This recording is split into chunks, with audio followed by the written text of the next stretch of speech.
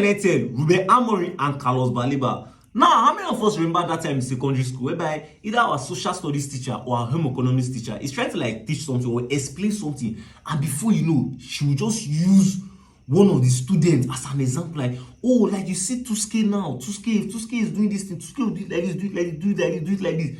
Now, in Tuske's mind, oh, finish. Tuske just feeling himself. Now, for the whole of that week, you see that thing that teacher talked about that, Tuske is to do right. See, Tuske will overdo it. That is this Manchester United situation right now. Now, I have a belief that you see Ruben Amorim, for the past 1 week, right, Ruben Amorim has been playing serious mind games with his players, like all his players.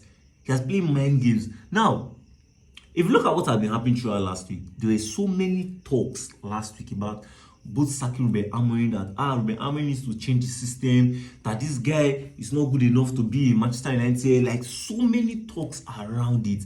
And Ruben Amorim had over like 2 interviews in the course of that week, right? And in the interview, if you notice, Ruben Amorim was very, very specific that, it is not my system that is the issue. But there's something I want to ask you.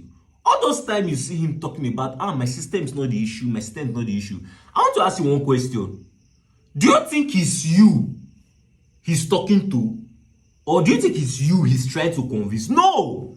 It's not you that Ruben Amorim is trying to convince.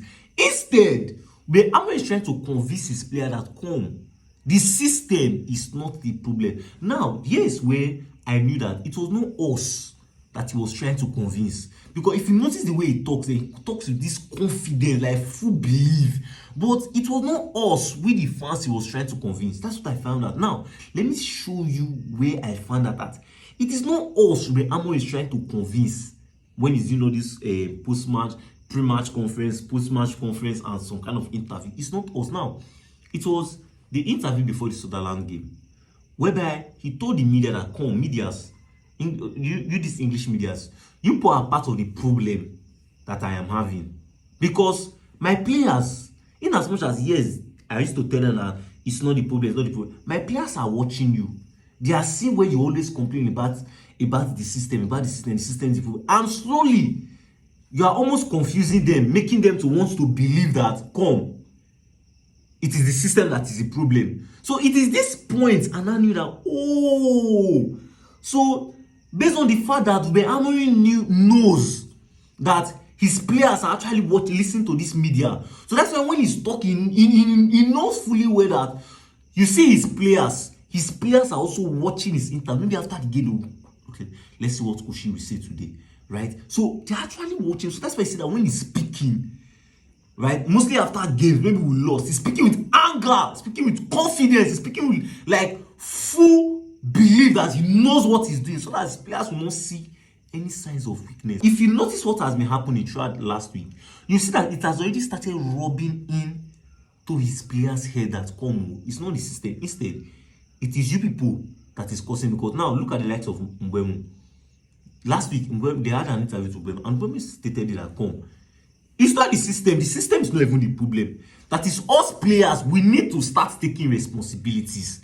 We need to start taking responsibility when we are on the pitch, right? Even Maguire. In fact, Maguire has only, he has been part of the people that has been shouting it to everybody. Continue going on with this video.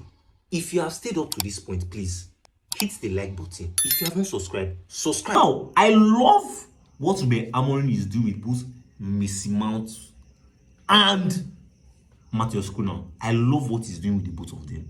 Now, this thing he's doing with them is almost exactly the same thing Xabi Alonso is doing with the likes of Vinicius and Rodrigo in Real Madrid, right? Now, let me explain to you. Now, you see when Xabi Alonso came to Real Madrid, first of all, he first wanted to start to give only Vinicius. Vinicius, are the owner of that left wing, take. But now that he said, no. This club is way too big for somebody to just hold one position, and this is my position, right? The only person that can do that thing in the whole wide world is Ronaldo and Messi. Apart from that, nobody. So what did you do? Instead, you look at that, okay, Vinicius and Rodrigo, they're actually very similar kind of player. Instead, say, okay, you know what? Two of you, go and fight for your position.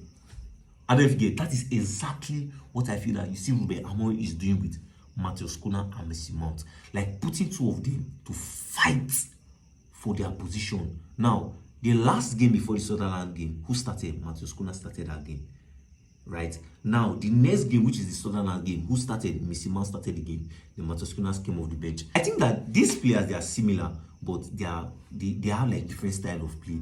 Now, if you see Messi Mount is a kind of like selfless player. Like, he always looks to create for others.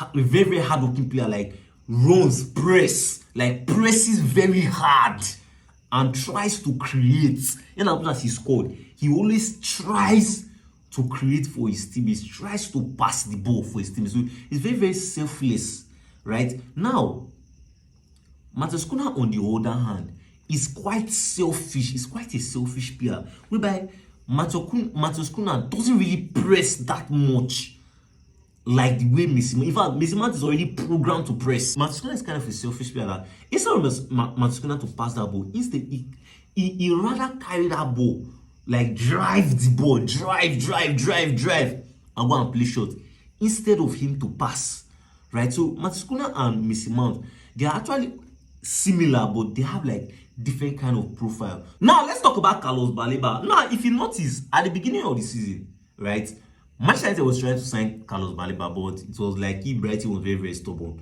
They don't want to say, and if they wanted to say, they wanted close to like 130 or 150 million for Carlos Baleba, right? But now, since this season started, Carlos Baleba form has deep. Like, when I mean deep. Now, if for the past 3 games this season, this guy has been subbed off immediately. The second half is starting, like in the 45th minutes, they sub him off, right? So it means that his performance has been nothing close to what he was doing last season, right? Apart from that, once they sub him off, before you know, his team will score or his team will go on to win the game. Look at it against Wolves, right? Which is their last game. Immediately they sub him off. What happened? As the game was going, they scored and that game ended 1-1. Look at the same thing in the Chelsea game. Immediately they sub him off. What happened? Brighton went on to win the game. I don't know whether it's Baleba that is purposely doing this thing, or maybe his heart is no more in the club. Either his heart is no more in the club, or he's purposely doing this thing to reduce his value. If you've not still subscribed, kindly hit on the subscribe option. It's going to be on this part of your screen. Smash on the like button. Give this video a thumbs up. Stay tuned for our next updates, and you're watching Everything Football.